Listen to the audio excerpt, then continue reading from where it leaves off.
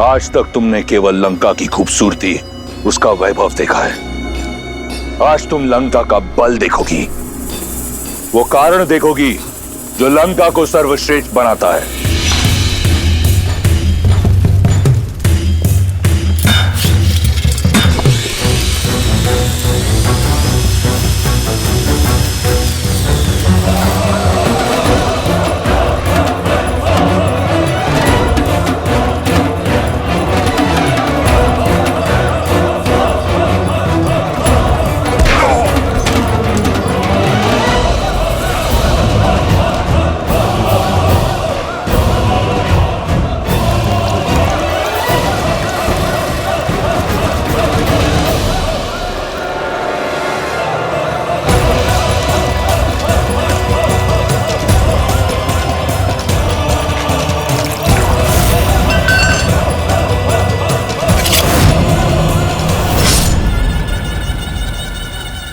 मुख मत मोड़ो सीता, इस दृश्य को अपने मन में, अपने मस्तिष्क में सजा लो। ये जो रक्त है, ये हर सिंहासन की नींव है। फिर चाहे वो अयोध्या हो या लंका, इन राक्षसों को देख रही हो, मांस के भूखे हैं। मनुष्य का मांस बहुत भाता है इन्हें।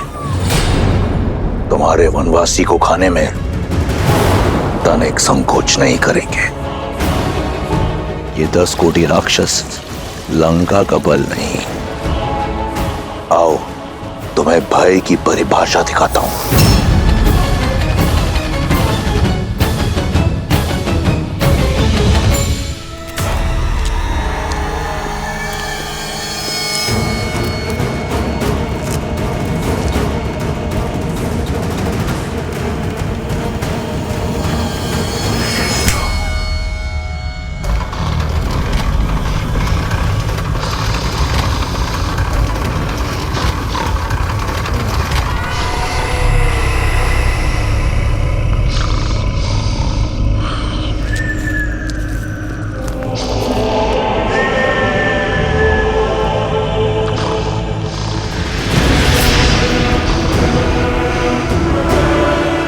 ये पग जहां पड़ते हैं, वहां का मानचित्र बदल जाता है।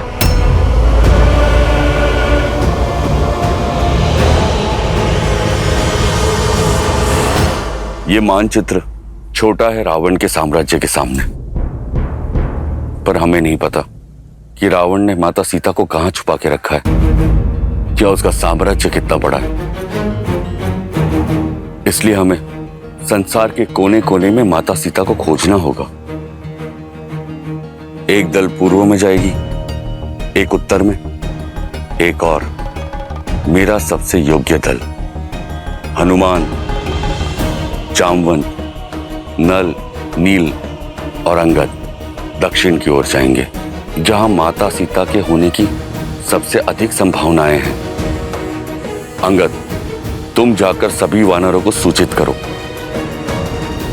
मैं कुछ और तैयारियां करता हूं।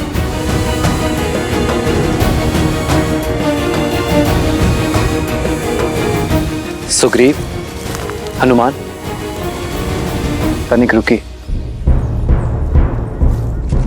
मित्र, क्या बात है, आप चिंतित लग रहे हैं।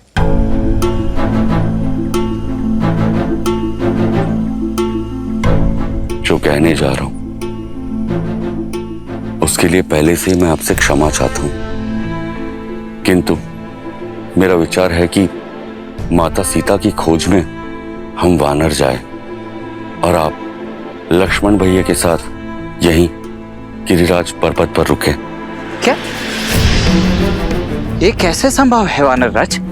भाभी माँ की खोज में हम दोनों ही ना जाएं? समझने का प्रयास करे भ्राता लक्ष्मण। एक कारण हम वानरों की तीव्रता है। वन में हमारी गति से मेल खाना बहुत कठिन होगा आपके लिए। और दूसरा कारण? भैया, महाराज सुग्रीव ने इस संसार के सभी वानरों को एकत्रित किया है।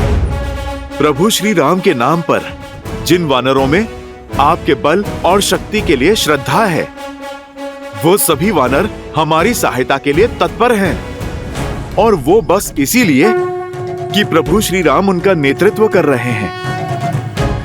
वो सभी यहाँ इस गिरिराज पर्वत पर आएंगे।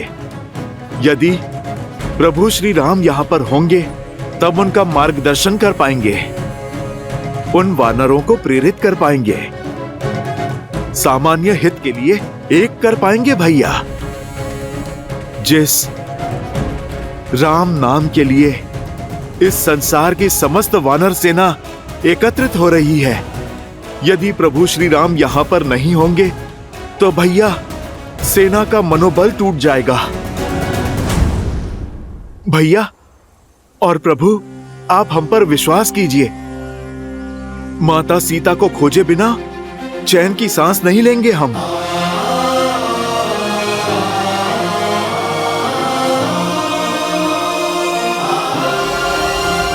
सुग्रीव, हनुमान, मुझे तुम्हारी योग्यता और मंशा पर तनिक भी संदेह नहीं है और नीति भी यही कहती है कि सर्वप्रथम गुप्तचरों को ही भेजना चाहिए।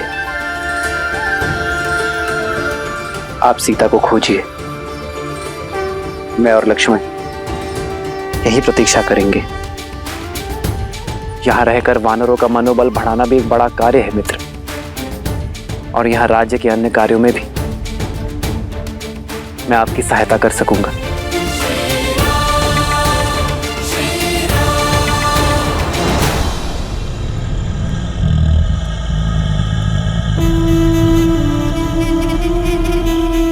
तुम्हारे मुख पर भय दिख रहा है। अपने उस वनवासी के लिए भयभीत हो। अच्छा है, होना चाहिए।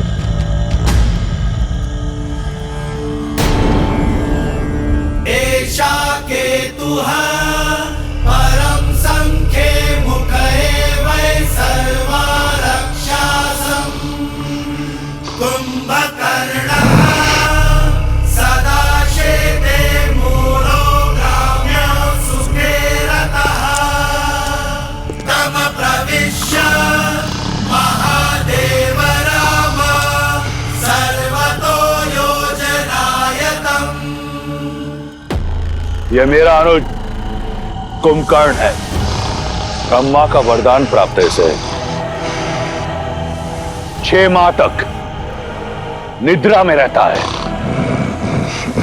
और 6 माह तक यह विनाश का सूचक है। लंका और लंकेश की अभय ढाल है ये। और उन 6 माह में मेरा भाई अजय और अमर है। अब ये मत कहना कि तुम्हारा वनवासी ब्रह्मा के वरदान से लड़ सकता है। कुंभकर्ण जैसे ना जाने कितने योद्धा लंका में। मेघनाथ जैसा प्रतापी पुत्र है जिसने स्वयं इंद्र को परास्त किया है, जिसके पास सभी अमूल्य दिव्यास्त्र है, पशुपातास्त्र, सम्मोहनास्त्र और ब्रह्मास्त्र। क्या लगता है तुम्हारा वो वनवासी लड़ पाएगा इनसे? क्या हुआ? मौन हूं। तुम्हारी आशा के सारे दीपक बुझ गए। स्वप्न है तुम्हारा, टूटेगा जब मेरे श्री राम आएंगे। तुम्हें क्या लगा मुझे यहां लाकर भयभीत कर दोगे तुम? तुम्हारा ये छल भी मेरा बल बन गया। मेरा विश्वास और अधिक दृढ़ हो गया कि तुमने मेरा हरण अपने विनाश के लिए किया है, कि श्री राम को ये वनवास तुम्हारे पाप के अंत के निमित्त से मिला है।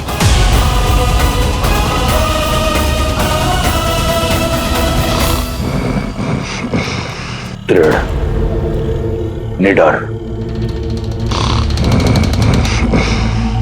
रुको सीता,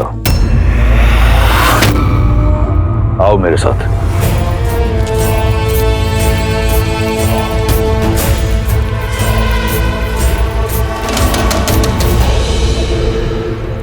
विश्वास है ना तुम्हें राम के आने का?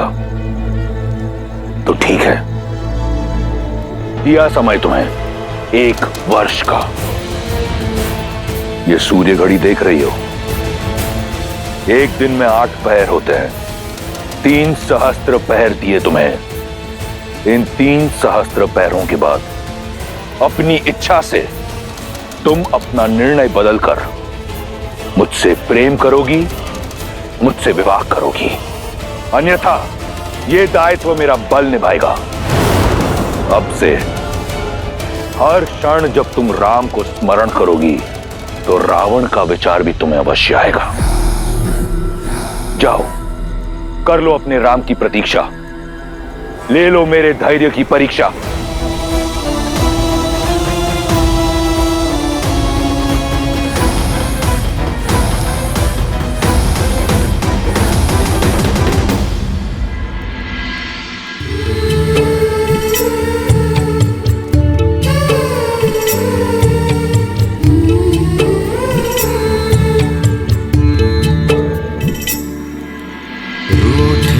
से लगते सांसों के धागे, भीगे ये नैना सोए न जागे।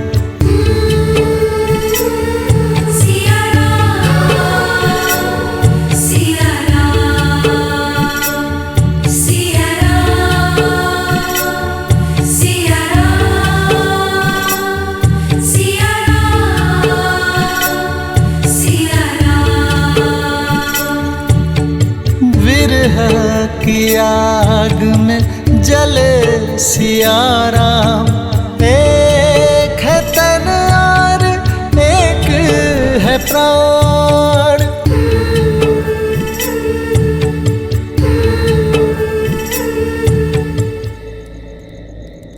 तुम्हारे पतिव्रता पर मुझे संपूर्ण अटूट विश्वास है सीते, और मुझे ज्ञात है कि तुम्हारा विश्वास मुझ पर भी अटूट है।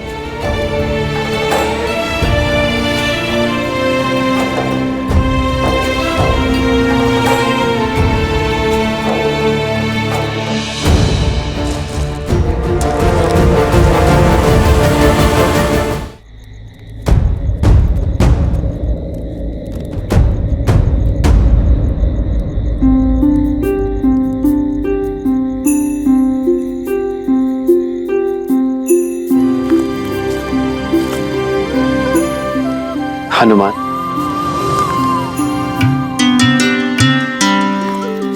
प्रणाम प्रभु। वहां क्षितिज की ओर क्या देख रहे थे हनुमान? प्रभु, उस ओर पूर्व दिशा है।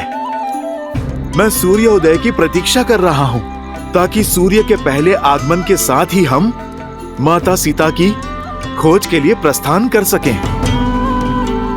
आप अपनी सारी शंका, सारी चिंता हम पर छोड़ दीजिए। प्रभु, हनुमान के लिए माता अंजनी और माता सीता में कोई अंतर नहीं है। मैं आपको वचन देता हूं, चाहे मुझे आकाश पाताल एक ही क्यों ना करना पड़े, मेरे प्रभु श्री राम और माता सीता का मिलन अवश्य होगा। प्रभु,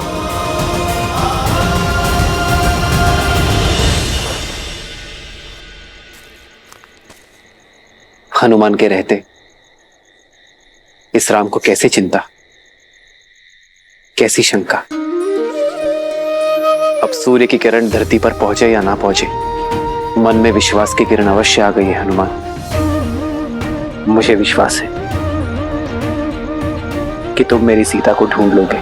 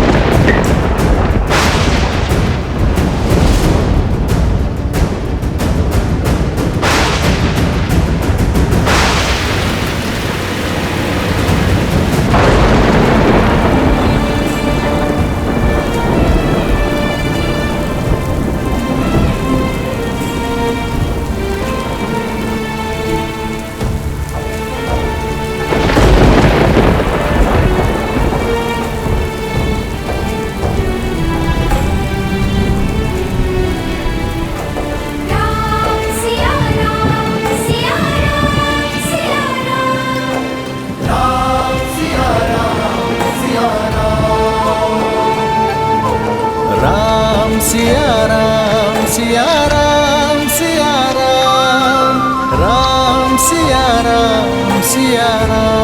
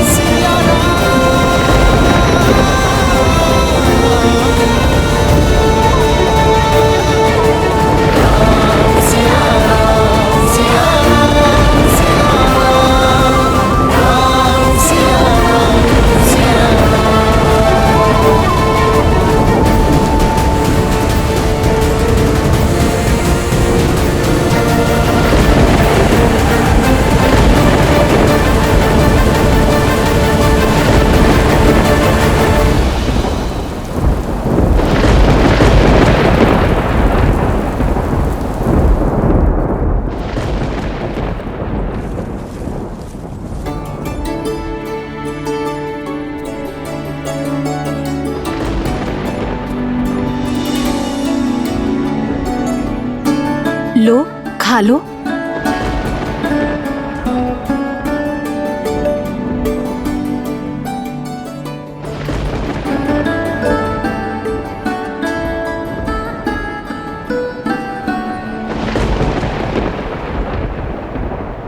श्री राम।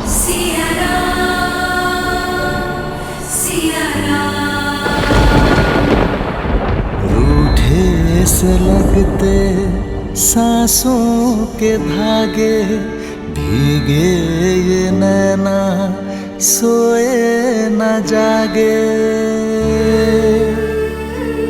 सिया राम सिया राम सिया राम सिया राम सिया राम सिया राम सिया राम।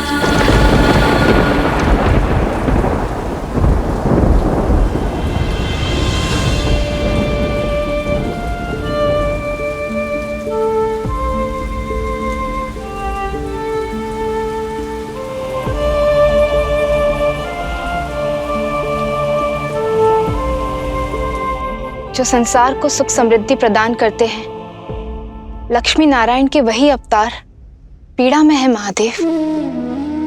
श्री राम और देवी सीता के जीवन से ये विरह के मास कब जाएंगे? मिलन का वसंत कब आएगा?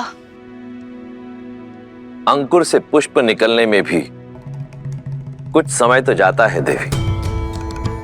फिर ये तो मिलन का वसंत है, समय तो लगेगा,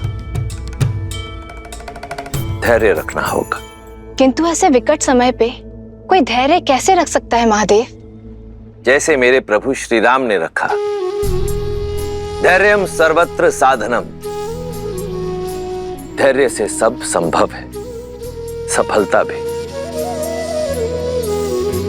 मेरे प्रभु श्री राम के जीवन का प्रत्येक पड़ाव, प्रत्येक कार्य केवल धर्म और मर्यादा की स्थापना के लिए है, और ये सब धैर्य के बिना संभव नहीं। वृक्ष को काटने के लिए कुल्हाड़ी को सैकड़ों चोट सहनी पड़ती है, परंतु रुकती नहीं। उसी प्रकार जो मनुष्य विषम परिस्थितियों को देखकर अपने घुटने टेक दे, जो बाधाओं को सामने देख अपने धैर्य को त्याग दे, सफलता उसे कभी प्राप्त नहीं होती। एक सच्चे नायक में सबसे बड़ी शक्ति होती है उसकी आशा, उसका धैर्य। और फिर ये तो परीक्षा ही धैर्य और विश्वास की है, जहां एक और श्री राम ने विषम से विषम परिस्थितियों का सामना करने पर भी अपने धैर्य को नहीं त्यागा, वहीं दूसरी ओर श्री राम के प्रति देवी सीता का विश्वास दिन प्रतिदिन अटल होता जा रहा है। और जब धैर्य और विश्वास की ऐसी युति सामने आ जाए तो स्वयं नियति को भी अपना पथ बदलने के लिए विवश हो जाना पड़ता है। फिर ये चतुर्मास क्या है देवी? मैंने समुद्र मंथन में उत्पन्न हुए हलाहल का सेवन केवल एक बार किया था, परंतु मेरे प्रभु श्री राम इस विरह रूपी हलाहल का सेवन हर क्षण, हर दिन, हर समय कर रहे हैं। अब तो प्रेम रूपी इस मंथन से उपजे विरह रूपी हलाहल को पीने के पश्चात ही मिलन का अमृत प्राप्त होगा मेरे श्री राम को। चतुर्मास के मेघ छटने के बाद देवी सीता को खोजने का मार्ग प्रशस्त हो जाएगा ना? जो सरल हो वो मेरे प्रभु श्री राम की यात्रा नहीं हो सकती।